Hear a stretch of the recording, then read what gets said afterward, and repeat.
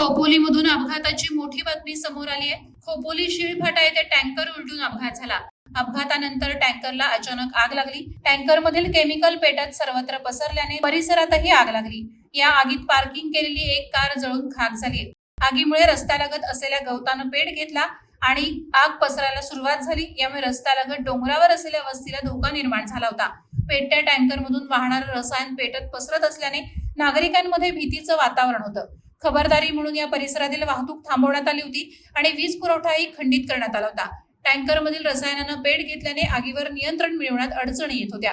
आगीच्या घटनेची माहिती मिळताच बचाव पथक, खोपोली नगरपालिका, JSW, टाटा कंपनी आणि इतर अग्निशमन दल घटनास्थळी दाखल झाले।